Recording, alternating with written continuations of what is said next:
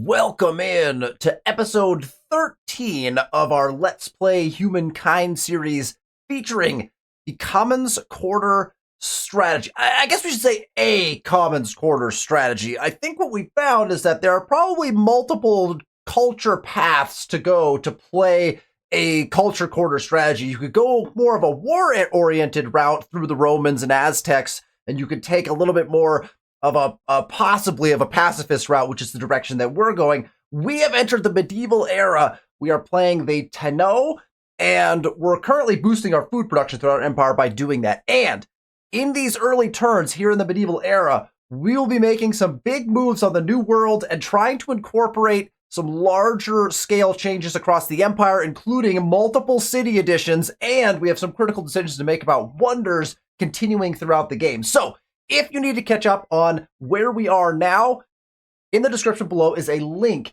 to episode 1 of this series. So if you need to catch up on any of the turns that have gotten us here to turn 70 here in the medieval era, you could jump to that link and do so. But right now, we continue the medieval era. The Tenno will bring us through the medieval. Let's check it out. Here we are, of course, in our capital city of Ashur. Ashur, as I've been saying, has been humming along pretty nicely. We're making some adjustments. We have a little bit of an issue. We neglected to claim this territory. It's come back to haunt us.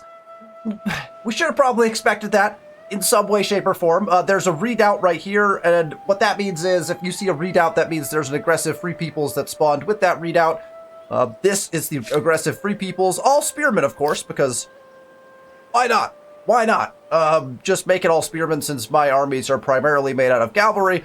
And so we are training our own little army up here at the top.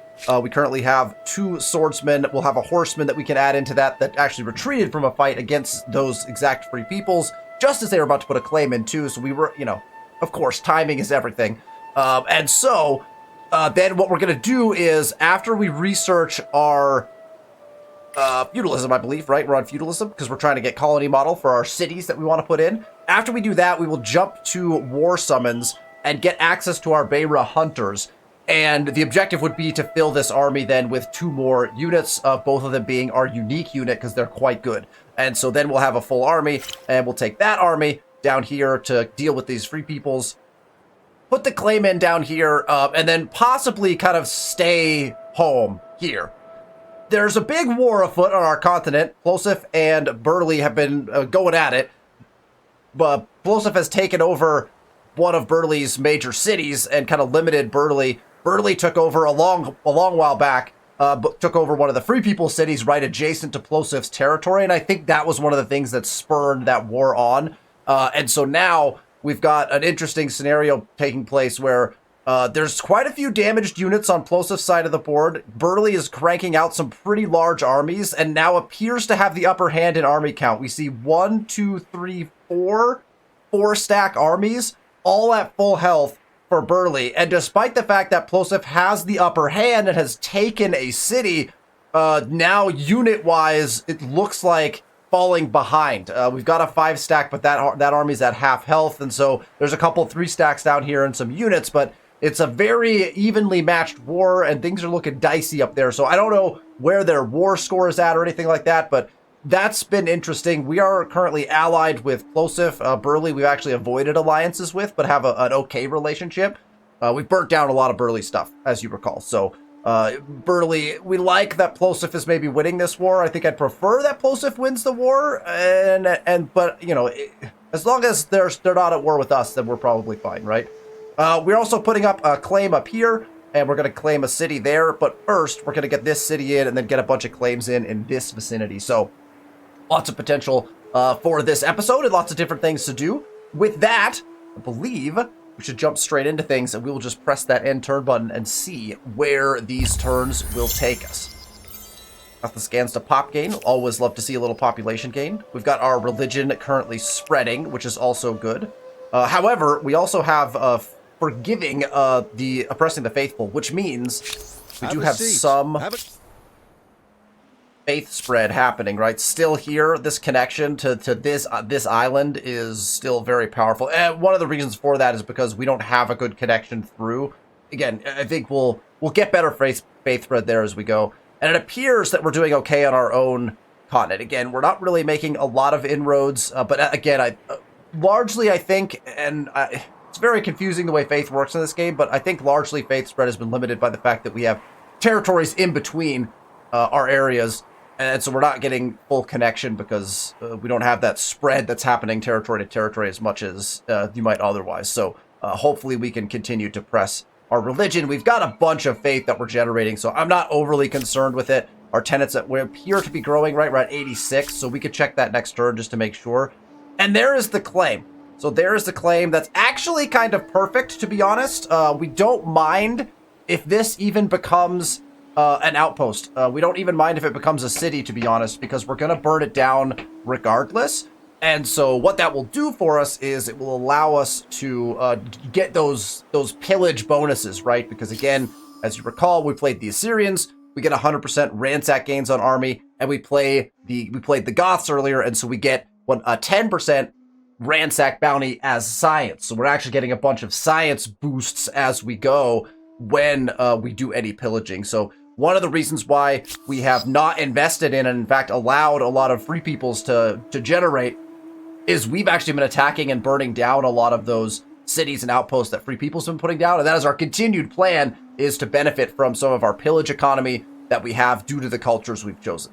I wasn't planning on having to burn anything down here. I would have liked to have just claimed it, but there you go. So we're going to have to get our army down there for a claim as well. We are one turn away from starting the research on our Beira Hunters. We may even want to just run this army down there. I'm not sure. I think they'd be able to take those guys, but I'd rather do it with a full army. So we'll go ahead and just combo these together. We'll get them sitting there. We've got 2 spots for those Beira Hunters when we get them researched. And so we'll be able to run up that army. Relatively speaking, we'll get them out pretty quickly to be able to hang out and do those things down there. Another thing that we didn't talk about in the previous episode when we were playing the Tenno is we have not used our agrarian ability. Now, it's relatively, it's not terribly expensive to use, although 465 influence cost to use this ability is pretty expensive. Like, you better be generating some serious population in your cities. The problem, of course, right now is most of our cities are right around pop cap. So we really don't need to use the ability at all in any of these cities. Even this city is approaching pop cap. Now, if we used it in Gothiscansta, I think it would be pretty beneficial. So we can actually test and see, right? If we hover over it and don't click it, what we can see is that Greener Pastures would gain Gothiscansta 5 population, right? We would get 1 population from Gala Allegro. We would get 1 population from Pompelo. We would get 1 population from Tahuana, and we'd get 1 from Gordom. And so actually that would be beneficial to us in some shape or form, right? So all of the population is coming from over here. What often happens with the agrarian ability is that you actually end up pulling population from your own cities, and oftentimes it's not actually a great benefit to you. You're not actually increasing your population by a substantial number. You're just reorganizing your population, redistributing them into different cities. So it's something to think about with the agrarian ability. Sometimes it can be useful for redistributing population, but sometimes you're actually, if your goal is just to gain population, sometimes it's not the greatest thing to do. The other thing is, when we put this city in, we're going to hold on to the ability just so we can test this. But when we put this city in, when we use it here, it may not actually be able to gain very much pop at all, if any, because there's something with the agrarian ability, and we'll test this here in a couple turns, where I think you have to be connected, or at least the vicinity has to be close to other cities in order for it to be effective. And since this is all alone right now, I'm not sure if it would even pull in very much population, if any. So we may end up using this in Gothiscansta. Again, remember, it would give us 5 population. That would put us just underneath pop cap, which is not bad, right? 5 population is nothing to shirk at. And the best part about that is that's all population coming from other places, right? It's 1 population just getting generated from using the ability, and then 4 population that are being taken from the free people cities that we're going to burn down anyway. And that actually works really nicely because it doesn't even generate grievances or anything like that. No one's going to be angry about the fact that we're stealing their population. They're just free peoples. And so that could be a very good use of the ability. Technically, we could use it right now. And then if we want to, we could use it again on one of our other cities as we progress throughout. And we get access to that every 10 turns. It's really expensive, though, if you think about it. We're making a lot of influence, and it's like an entire turn's worth of influence to do that, which, again, in the scheme of things is not that expensive, but that's because we're making so much influence right now. So just different things to think about with the agrarian ability when you get to playing an agrarian culture. Okay, get our armies moving. This boat needs to get back. Actually, this boat probably needs to upgrade is what it really needs to do. So let's move it here. Okay, we were gonna go attack Pompelo, I believe. So let's set these guys up to possibly do that. We're gonna do it maybe on the next turn. Let's grab units and kind of put them into opportune locations. Really, these guys are actually blocking me at this point, which is kind of frustrating. I'm a little concerned about these guys putting a claim in over here. We kind of need to decide where we want our claim. There is a river claim over here. In fact, right here might be really nice because we could get access to some production as well. So I'm wondering if the claim for these guys here, if that's actually going to be like this spot here. Let's pop into the territory. There's a lot of food over here, which we can get access to via farmer's quarters if we can get over there. There's a lot of production over here, so it's actually a really nice territory. I'm still moderately regretting burning down the city that was here. I don't think it's really going to make a difference, and honestly, getting the infrastructures from the burn by being able to build a brand new city is probably very advantageous on our part. So again, we got bonuses and gains from it on the pillage as well. So just all things that probably end up benefiting us. This is a 10-9 spot, which is really nicely balanced and gives us some nice ability to kind of build out in ways that will be useful from that. There's obviously big food gains that can be gotten over here, but that could be like a hamlet spot, or a hamlet spot can come in over here. This is a 424. That's a massive amount of production. But because it's going to be a city, I don't think we want... The high production is nice, and we'll probably want to get access to it in some way, shape, or form. There's also a 614 here. And 614 is really quite nice, but the problem with that is there is no river there, and so we're not getting the bonuses, whereas we have a 3, end up being 4 if we connect it in. A 4 river section right here that'd be really nice for a city. So I feel like we might want to put that in. So let's go ahead and just set the guys to doing that. We'll set these units to doing that particular piece, and then we'll kind of rock and roll from there. Okay, this guy's sitting in place. We are 1 turn away from being able to put our city in, so these guys will just hang out in the spot that they are in. Now, this guy can actually... We made a mistake. This was pointed out in the comments. I appreciate commenting on the video, so please feel free to continue doing that. A comment was made that we could have upgraded this unit as soon as we put this outpost in. I was under the impression you had to wait for the outpost to build in before we could upgrade, but that's not the case. As soon as you place an outpost in a territory and you've made the claim, even if the outpost still has turns on it to go back to get up to actually being built in, you can upgrade units from that territory now. So we really need to send this guy back and upgrade him to a horseman because he'd be able to move around much, much faster. You get a lot more movement out of that. So I think that's probably going to be my play. It's a little bit painful because the distance is kind of a pain here. So actually what we might do is move him over into a claim position on Vesuvius here because we want to attach Vesuvius into this city, right? So this guy will claim here, and then we can have this guy actually claim this land pretty quickly after that. So I think what we'll do is move him in to this land. And I think we want him up here because our claim is going to be on this river somewhere. So let's go ahead and get him right up here. And then once we make that claim, then we can get him upgraded as well, and then send both of these units can kind of go out and about to do things. We do also want to claim this island, so probably these horses will go claim this island as well, so that we have the whole chain claimed all the way through here. And then as we attach those, we'll actually, again, as we've been talking about, kind of be blocking off the enemy, well, our AI opponents. Most of them are not our enemies per se currently, but we'll be blocking off access because right now, until 3-masted ship, I don't think that unless you have unless you play the Norseman, which we do have somebody who picked the Norseman, I believe Plosif did, which makes the increased naval distances. You could travel a little further. That is hugely beneficial in the medieval era. So the Norsemen are a really good choice, particularly if the New World requires you to get that couple of extra tiles so that you can get a unit through without it dying before 3-masted ships, which is not until the next era, a technology, right? So could be good things. You also have this little spot right here, but again, it's I believe one, two. No, you should be able to cross right here, right? I think a unit could cross right here because units have 2 movement. So if you start here, you should be able to go the 1, 2, and then, oh man, maybe not. Where's the, put those on, the hexes on? Yeah, they should be able to make it across, right? 1, 2, 1, 2. So you should be able to cross right here as well. So the more important of the claims becomes this island to actually block that off. So if we don't have open borders with people, then they can't actually make it through to the New World, right? Do we need to do that? I don't know, but it sounds like a great strategy to try to utilize. So I think we'll probably try to execute that as we go, just because I think it does sound good.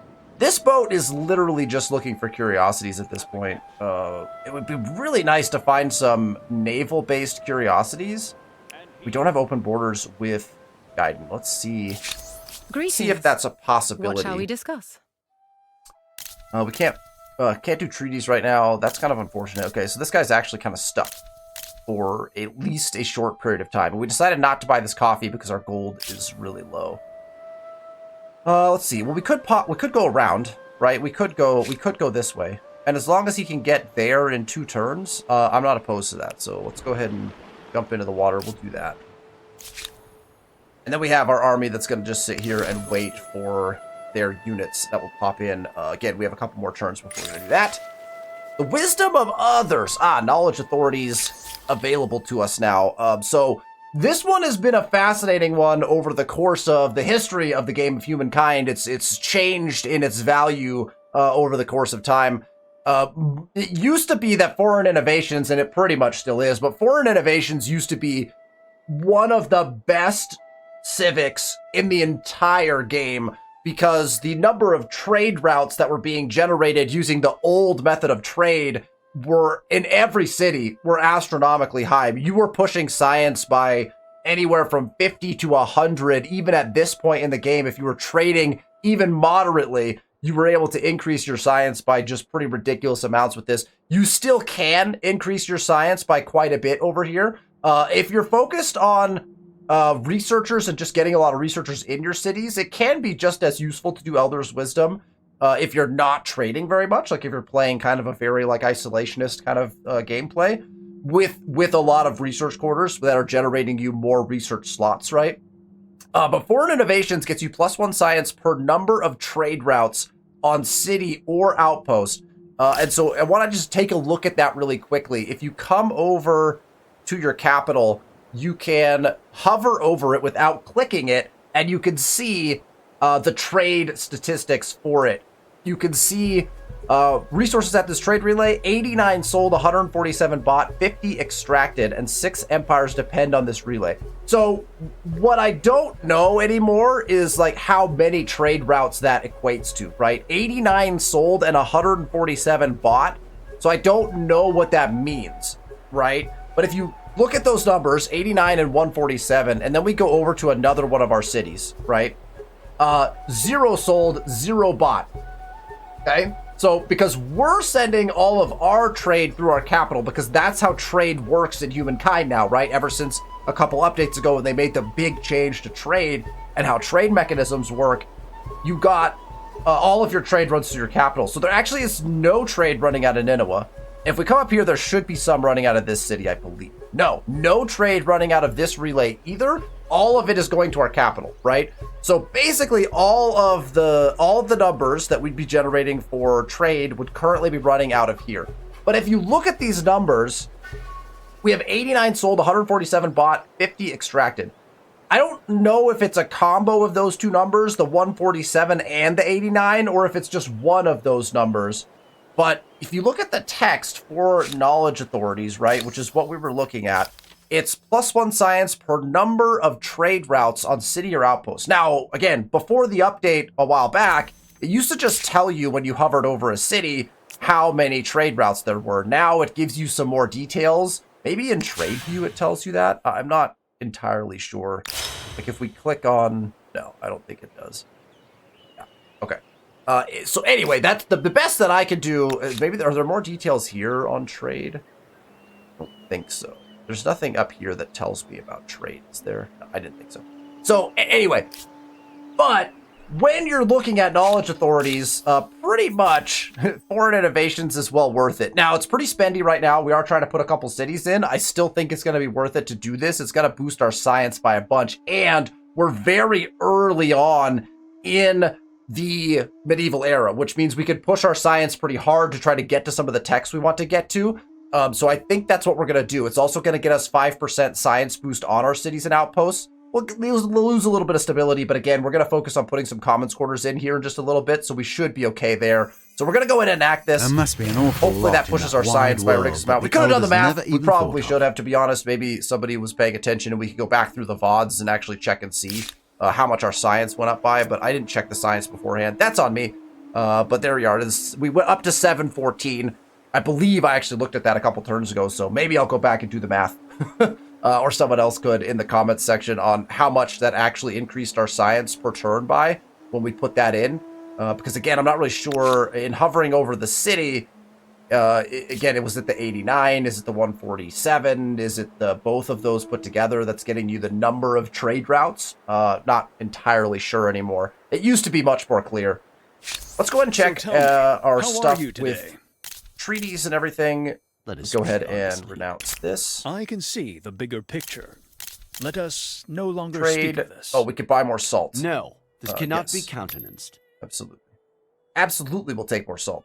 We're one turn away from feudalism, which will result in an immediate placement of our city down here, and then we'll actually be pretty close on getting a second city in. It's going to be an influence cost that's probably going to keep us from doing that. So we'll probably have to save up some influence for the city that comes after the New World one. But the New World one's also going to trigger a bunch of claims, so really we need all the influence we can get still. You'll notice that during the medieval era, as you approach the end, land starts to get claimed up pretty rapidly, and into the next era, all of a sudden influence will start to take a back seat as far as its usefulness goes, but right now, still very useful. So it's nice that we're producing a lot of it.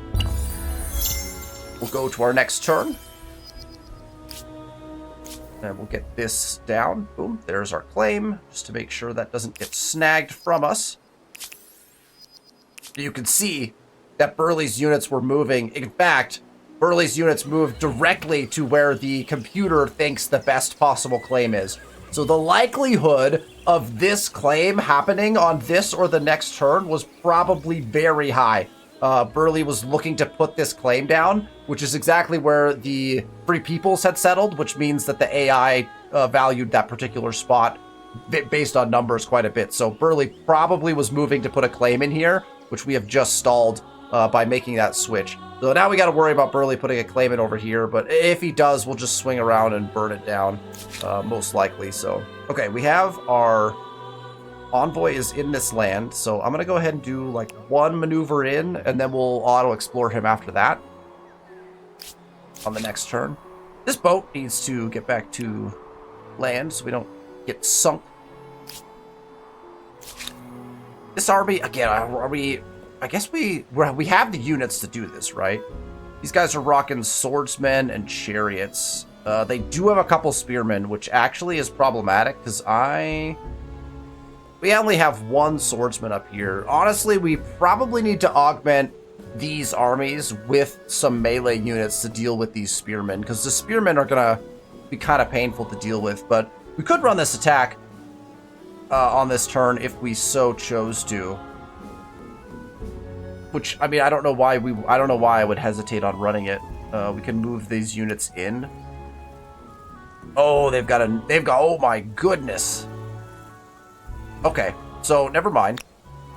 This is going to be a massive fight. Look at the units that they have pumped out of Pompelo. Okay, so now we know that in order to run this, we are going to need a third army. I think with the third army we'll be fine, and then maybe we need to upgrade some of our units, because we're still running... Well, we're running swordsmen, right, which is what they're running, but if we could upgrade those guys to the next level, which we're very close to getting there, and in fact, we could just select it now, because the next upgrade is great swordsman, right, and we're actually close to that. We might even go straight through to it. We also need theology for that city cap, but let's do war summons because we want access to our Beira hunters, so let's grab that. We might go theology into heavy infantry. I think we want these great swordsmen before we run the attack on those free peoples. I didn't realize they had so many armies. That's a lot of armies there. The other thing we could do is go after knights. We could upgrade some of our Gothic cavalry to knights, which would be a really big boost. I mean, that takes us up to 37. Also gets us access to our hamlet. Chivalry is a big tech for this era. So we'll play around with when this attack happens now is kind of a question mark, I think. So, okay, this guy will trigger his claim here in just a second. What we need to go do is put this in. We already have our harbor in up here and no other resources to claim. We do have the lovely Lake Hillier is right here. And so we'll be able to get this claim in, keep all the bonuses from that, which will be nice. And it's going to cost us 1,060 influence to put in. We're also going to go over city cap. Going over city cap by 1, especially at this point in the game, is not a big deal. You'll notice the penalty that we're going to accrue for being over city cap by 1 is not bad. Remember that penalty increases exponentially, and so it gets worse and worse the more over you go. But being 1 over is not going to be killer for us at this point. Now, when we put our other city in, which we're going to do pretty quickly, being 2 over... It's not awful. You could definitely operate that way at this point in the game. We'll look at what those numbers look like when we get there, but I think we'll want to do theology just to get that tech that gets us an extra city cap, because to be 1 over is not a problem, but 2 over might start to hamper our influence generation just a little bit. We still need quite a bit of influence, so let's go ahead and put our New World City in. Very exciting. There's an agrarian star to go along with it, and Habana has been placed. There we go. That's very exciting. So now, right, because we have built the city in, all of the claims in any land that is adjacent to this one become cheaper. So whatever this one is, a weird little, this is actually kind of nice that this juts out right here. This claim will be cheaper, this claim, and this island also attaches to that. So we've got a lot of options for getting cheap claims in now that are reduced cost, right, to be able to put those in, which is pretty exciting. Our gold also went up by an astronomical amount. And I am not sure why. We just went up by like 150 gold per turn. Oh, Habana is making 72 money per turn. So there's 72 of it.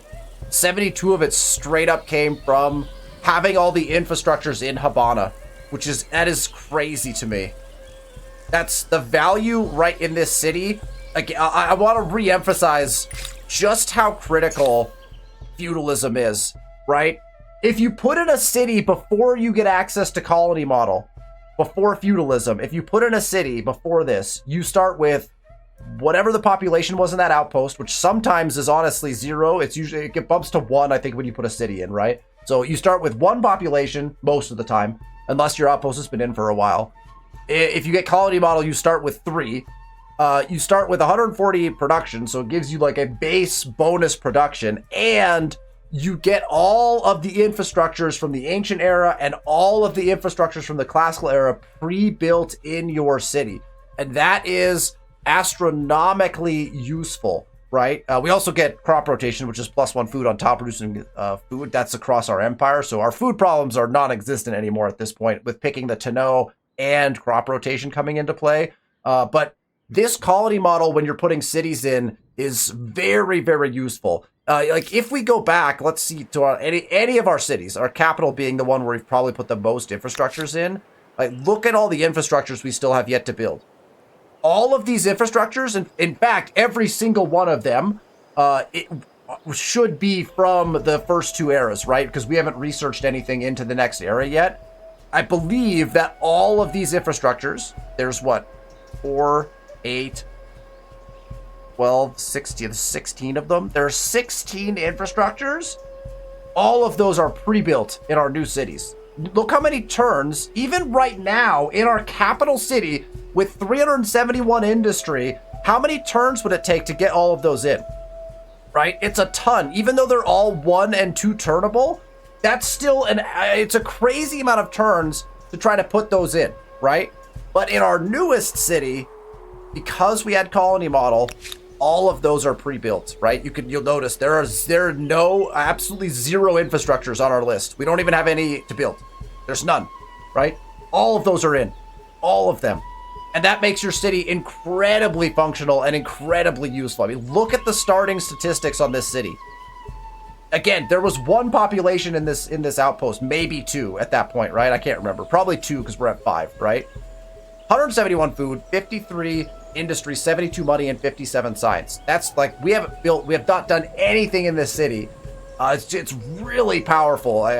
Sometimes I wonder why I bother putting even a 3rd city in prior to this, but I do think getting a 3rd city in early yields a lot of benefits from an influence generation standpoint. So, but like that 3rd city will probably got the Scansdale, right? It will never build all the infrastructures probably. It just will never catch up to that point. Whereas Habana can keep pace with it now, right? All of our cities built from here on out will keep pace with that. And don't forget, almost every, I think except for 1, every tech era now has one of those technologies behind it that you can utilize to your advantage when putting in cities in future eras. Personally, this is the one that is the most important to me, because usually all of my cities are in by the time I get to the next one. Maybe I'm putting like 1 more in or something like that. But this is the most useful one because of the way it shows up relatively early when you're still putting some cities in. So pretty crazy. Again, the value is absolutely enormous. We could actually set this city to work on something like Angkor Wat, because really, I mean, it doesn't need much of any of this. We do want to put this to expert policy, science over money. We'll go ahead and get them cranking on that. That's going to change our numbers a little bit, but you'll notice our food actually is just going up. They're going to grow at an immensely rapid pace at this point. So now we can start putting in some quarters and making sure we get where we want to go. I actually like to plan. The Batey counts as a commons quarter. There's no benefit to having this surrounded by anything though, right? It's literally just +10 stability, +10 influence on a settled city, and then I get the commons quarter bonuses. So there's no reason that this needs to be surrounded by any sort of anything. So I almost want to just start with like a standard operating procedure, like get a farmer's quarter in. And in fact, we want to get 1 of everything in. And you know what we're going to do? This is the commons quarter strat. And we're going to build our first commons quarter. Our first true commons quarter is going to go in our New World City. We're going to 1 turn in our very first commons quarter, and we're going to put it somewhere where we're going to be able to surround it by districts. And yes, would it be most beneficial to put 1 district in and then full surround it? Sure. Should we do that? I mean, we could, I guess, if that's what. Am I arguing with myself now? Because if we put a maker's quarter here, then we could put our commons quarter here, and then we could put districts literally all the way around it, and it would look pretty dang cool.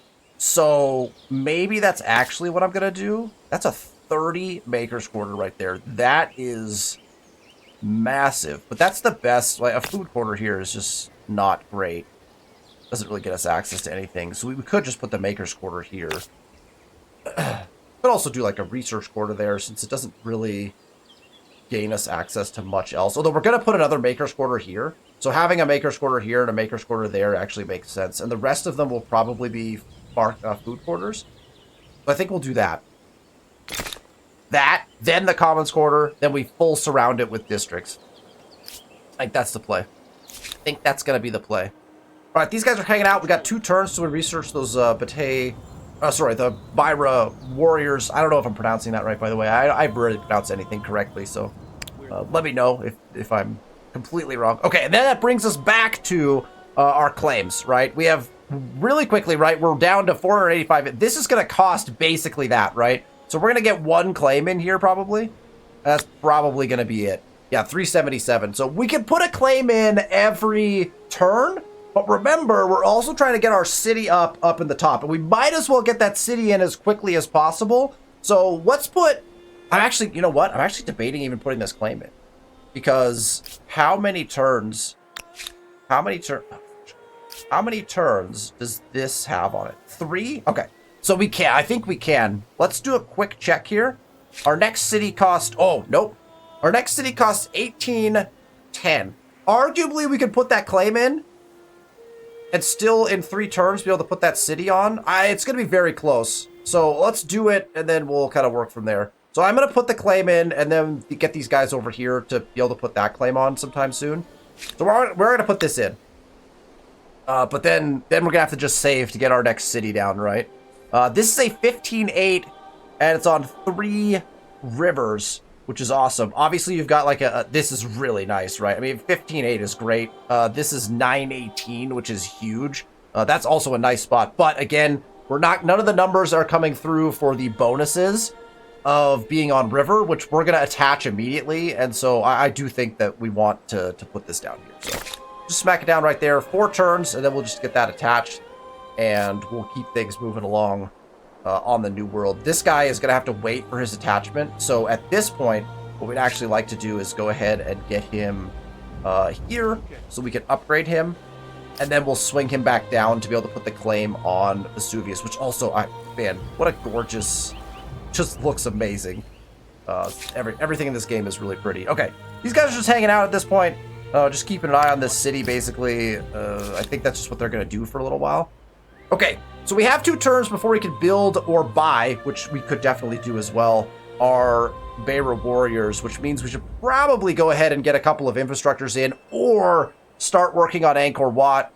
Getting Angkor Wat now at this point with all the food that we have is kind of, we probably should have gone with like Tota G or something like that. The food benefit here is going to be absolutely astronomical in this city, which is going to be great. I'm going to put it in the capital because I think that's just what I want to do. But we're going to be growing at like such a rapid pace, and we got bateys to put in. But I do want to try to claim other wonders, right? Although we don't have to be in a rush for that because we don't have the influence to claim them right now. So let's hold on Angkor Wat just because it does count as a holy site though, doesn't it? Yeah, it does. It would help with our faith spread, and any sort of adjacency would be nice for it as well. Let's find a spot for our commons quarter first. Let's build a commons quarter to start things off, and then we'll kind of go from there. Again, we're over pop cap as well. Actually, you know what? Let's take a look down here because we do have this guy right here. We can 1-turn that for 2 population slots, right? That's nice. I bet you we have more. Let's double check that we don't have any others. We might not because we don't have any other districts in here right now. Yeah. So that makes sense because we don't have a lot of districts in. We need to get more districts in all of our cities. We talked about that last time. Having 1 of each district in becomes important. So we'll get a House of Scribes into our Commons Quarter spot. Let's see. Right now, it is telling us to put our Commons Quarter way down here for actually 0 stability gain, which is so odd because we get 18 food out of it because of all of the food bonuses we have. Oh my gosh, it's so crazy. So really, because our commons quarters are now extracting food and industry because of the stats we have on them, apparently. I didn't realize that when it says on commons quarter, 3 food and industry, apparently that then allows you to extract those resources from your commons quarter. Because if you look at resource exploitation, normally it does not exploit anything, right?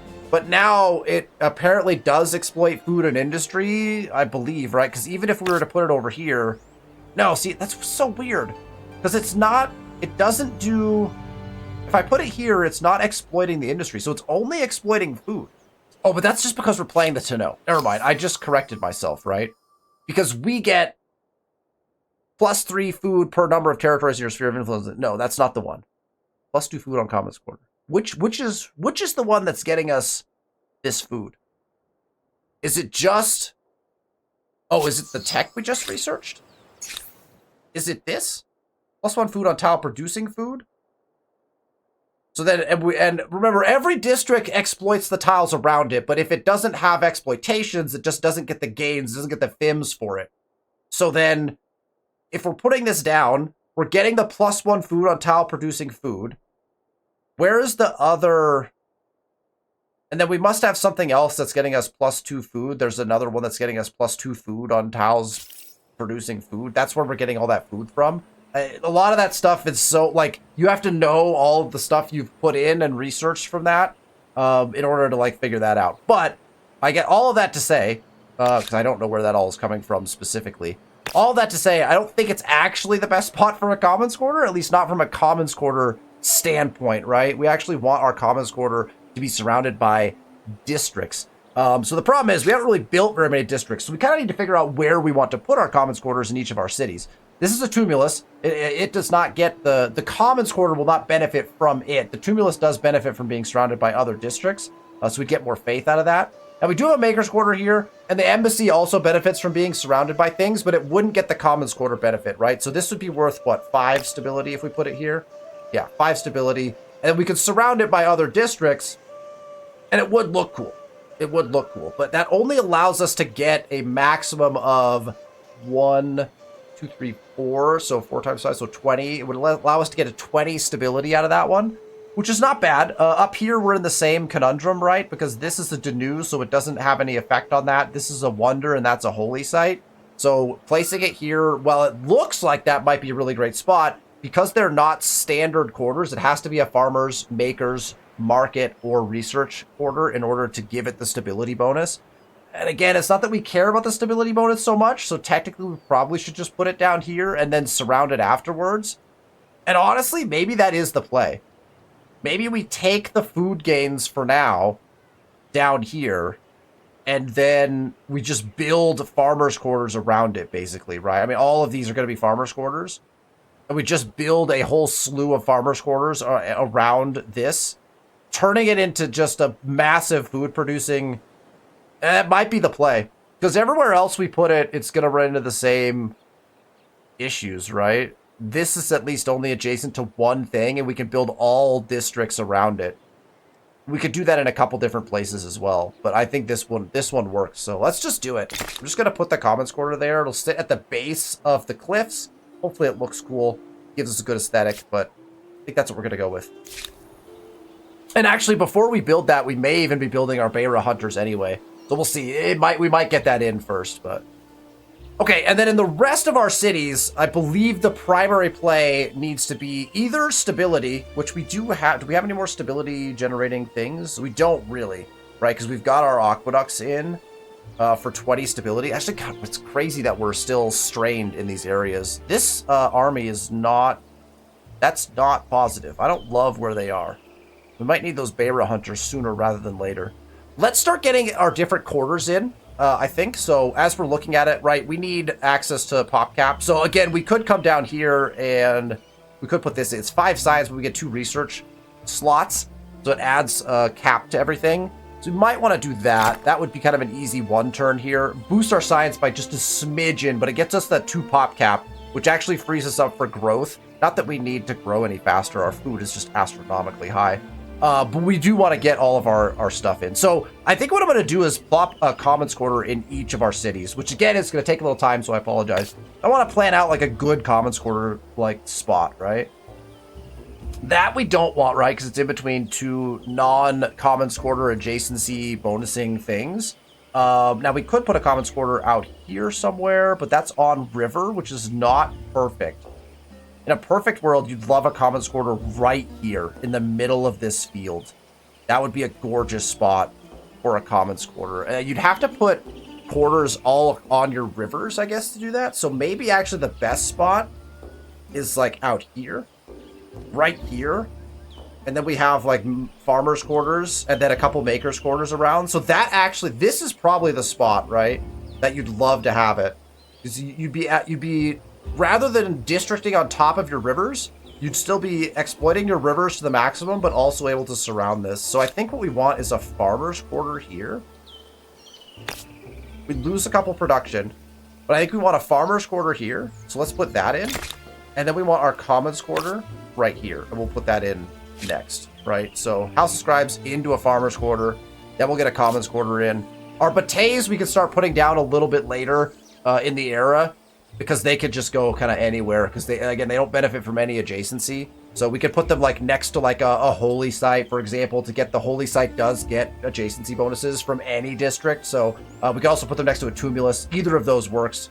We could put them next to those things to increase adjacency bonuses for other buildings, because the Bates themselves do not have any adjacency bonuses. All right, the Gothascans is a kind of same deal, right? We don't need the pop gap here, so we're not going to go. In fact, but they don't even have artificial reservoirs in this city. Like I said, look at all of the infrastructures that they don't have. It's absolutely wild. Okay, this city, I think we could just build a commons quarter. Maybe let's find out where their commons quarter would go. In the main land, where would we put a commons quarter?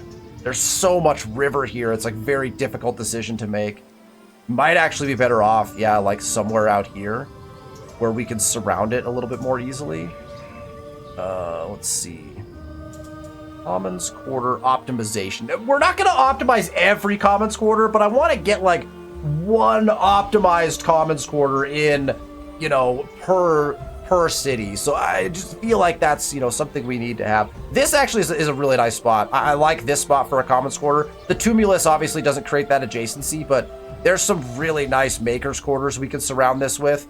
So if we put it right here, I think that's actually like really close to optimal. So let's do that. We'll put that one there. So we'll get a commons quarter into that city.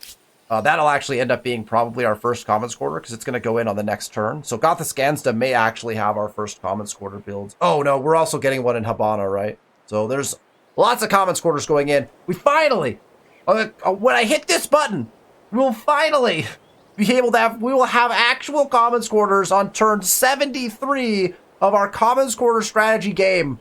Unbelievable. We've done it. Commons quarters have been built in the commons quarters game. Oh man, that's funny. Got some intel. Uh-oh. They gonna go burn that down? You gonna burn that down? Oh man, there you can see armies are deployed everywhere in this war. I wonder when that war ends, it's gonna be really fascinating. It's gonna be very interesting. Okay, Petra is in. I want to go get this claim, right? So 4 turns. There's 4 turns to get on either way, so we'll just get them over there. This guy is ready to upgrade, so let's do that. We'll upgrade him, and then he will get in position to make this claim, which actually we have enough to make. But again, we're saving for that city. So we'll move him onto river, and he'll be able to make that claim here. We want to get those claims in and get Habana basically as built up as we can. As soon as this is built, we'll make that attachment. And as soon as this is built as well, we'll make that attachment too. Right? Get Vesuvius in to get the bonuses into Habana. We'll also get this attached right away so that we have 2 attachments into Habana as quickly as we can. This boat also needs to upgrade. Oh, we can just do that right now. Boom, quad, done. Man, there's no way. Maybe we can get a quad around to here now that he's a quad. We'll find out. Let's get to here. Maybe even here. Let's get to here, and then we'll see how many turns it takes to get over there. Because how much damage does a quad take? It's like, it's almost half, though, right? When they're in the water. These guys are just hanging out, watching stuff happen. All right, this guy got to where he needs to go. He actually needs to... This guy needs to repair something fierce, but... All right. Get him in the water. Here's our army that is waiting on our Beira Hunters. We got 1 turn left on those. Honestly, I think we're just going to buy both of those Beira Hunters. Because we're going to have to go deal with these guys, because they look like they're going to go burn stuff down. All right, that claim is in. Well, honestly, we probably need to go over here now. Like, this unit needs to come this way. We need to get into this land probably as quickly as possible. Because if Burley decides he wants a claim over here, which feels like something Burley might do, we might want to be able to combat that. All right, this guy, we just moved in. Let's send him... I'm going to send him, like, here. And then I'm going to turn Auto Explore on. Let him do his thing. Now we're Auto Explore. Now we have actually 2 envoys, I believe. 2 envoys down here. And I think we have another 2 up here somewhere. Oh, what these guys... Yeah, these guys here and here, right? They're doing work in the middle of the war zone. They're doing work. Not the most optimal place to be, but there you go. All right, Habana has built their Maker's Quarter, and then we're going to go into the Commons Quarter, right? So let's go straight into the Commons Quarter. Boom, there it is. The Commons Quarter there, and then we'll surround it, so we'll get Commons Quarters in all of our cities. That's going to feel good. This Commons Quarter is in, so our very first Commons Quarter, here it is. it looks lovely, I guess. I mean, I think it looks cool. So our commons quarter is in, and now we can start building other things here in Gothiscanza. I feel like we should, again, I feel like really what we should be doing is getting one of each district into each city. So I think that's probably the direction I'm going to take it. So I know we have a farmer's quarter here already. We know we have a maker's quarter here already. Oh, actually, do I know that? I don't. Let's turn this on. There's our farmer's quarter. No, we do not have a maker's quarter. So maker's quarter would be great. In fact, we want maker's quarters around this. So let's grab our best possible maker's quarter. Yeah, 24 plus we're going to get only -5 to stability. So that's going to be a nice extractor for us there. So let's go ahead and grab that. And then we're going to need a farmer's quarter around here somewhere too to extract river tiles. We can worry about that at a later time, right? But we're only extracting the industry from those, which again, it's not a big deal. But yeah, so let's get a maker's quarter in this city. I like that idea quite a bit. We will do that. And then we'll move to colonization. A distant metropolis. We have cities in the other continent. So now we have a nice choice to be able to make. Again, very expensive. In fact, costs all of our influence, which is very spendy. Did I put a claim in somewhere? Where'd all my influence go? I mean, I know we're like building it back up again, but I thought we'd decided to save some. Maybe I spent some accidentally. I think we did anyway. Probably, we'll want to enact, right, on cities found on a foreign continent. Plus 10 money, plus 10 industry. That's pretty nice. Is 10 money and 10 industry going to make a huge difference at this point in the game? It's not huge. It's not huge. And it actually moves us in the opposite direction where we want to be. We actually lose 5% food. So it's not like, oh, I got to have this. I also don't need this, right? The stability is not necessarily important to us. We have plenty of stability there. So we'll just pass on this for now. We always could put it in at a different time. We also have a city cap available to ourselves over here. So if we ever needed to, we could also get city cap from here, which would be fine. So we have the ability to adjust city cap. And just to show you city cap stuff, here's our city cap, right? We're 1 over. If we go to our influence, you can actually see at the very bottom of the influence list there, -10 influence from city cap.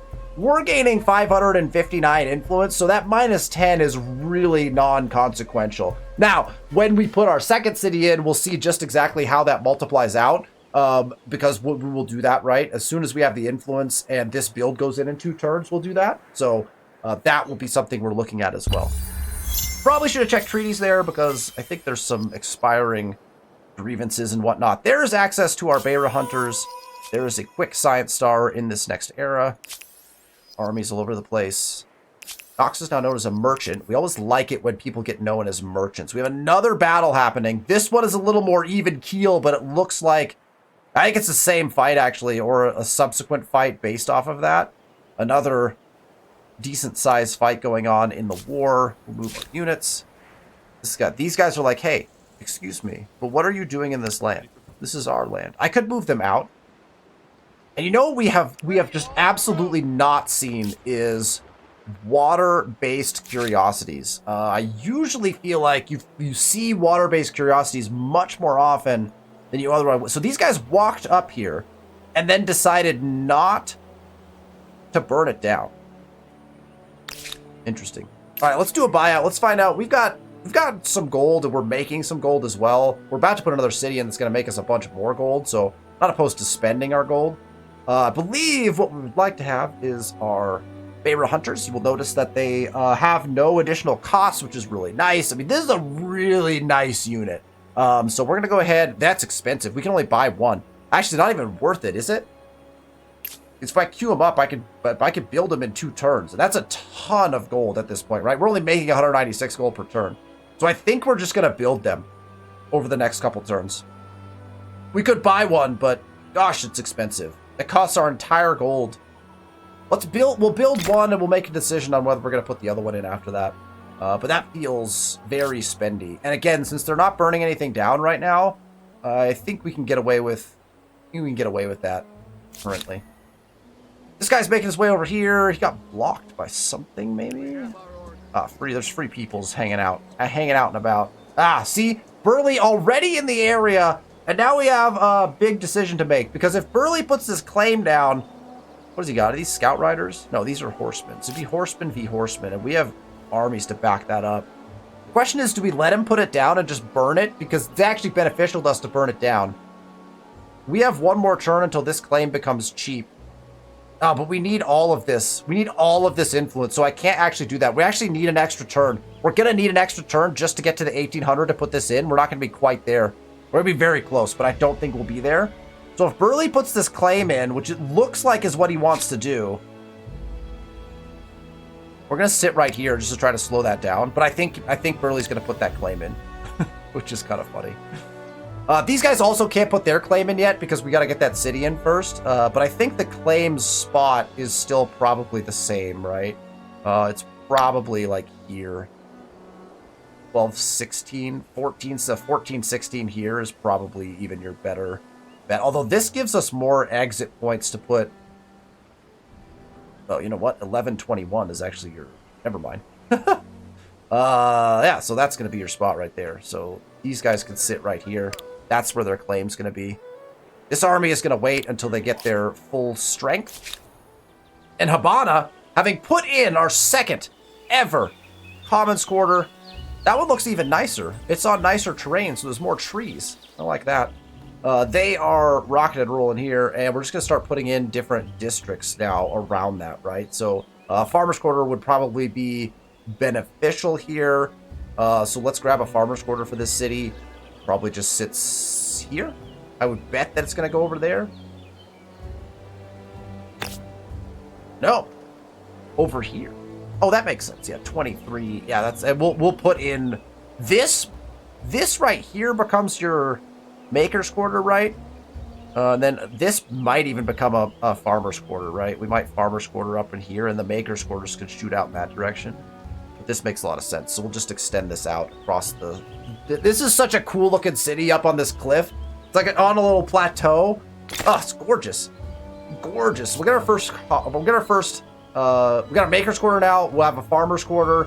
And then we're rolling on kind of all of our strats that we're trying to execute on right now. We've got our tech available. I do think that at this point, let's just push for Great Swordsman really quick. We got 3 turns. We can get our Great Swordsman upgraded. Chivalry is going to become important. I think we're going to go from heavy infantry probably to theology and then over to chivalry, which is that's not usually what what I'll end up doing most of the time is going to chivalry pretty early because the Hamlet is so useful.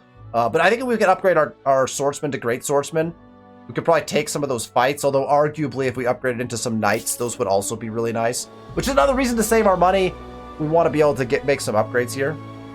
Okay, so big things happen. Again, slowly but surely, we're plugging along. Habana is in. We've got the New World claims going, and we are 1 turn away, although I think our influence might hamper us by another turn from getting yet another city in. That would be our 5th city. And 5 cities at turn 1, like 75, 76-ish, that's gonna feel very, very good. And then once we get our upgrades done, we'll start waging some wars over here, start getting some connections in, and building towards getting our cities just a little bit bigger. Everything seems to be going pretty smoothly. We've got our army training up to be able to deal with this particular situation that's happening. The only thing I feel like that's not currently happening very well for us right now is we are not exploring water very well. We may need another boat at some point. We have 2 boats, but they are not... What usually happens is they discover other boats, and I just don't feel like that's happening this time. Usually you run into a lot of curiosities in the water, and usually there's a chunk of those curiosities that get you more boats. And then you formulate... I always have formulated my navy primarily based off of those curiosities. So I don't know if that's a change or if we're just getting unlucky here, but that's something we may want to pay attention to as well in the next episode. Okay, that will do it for today's episode. We got more turns than last time. So we'll continue playing your way through medieval era. Everything is going really swimmingly. I mean, honestly, I think part of it is just that everything's going so well that there's so many fun things to talk about because lots of things are going very well. But the big news from this episode, actual Commons Quarters in our cities during the Commons Quarters strat. That's what we were... probably should have done that a long time ago, but we've done it. The Commons Quarters are in. If you're enjoying this series and you like the content, make sure you hit that thumbs up button and that you're subscribed to the channel with notifications turned on so you know when we release these episodes. Other than that, thank you so much for watching, and I will see you next week.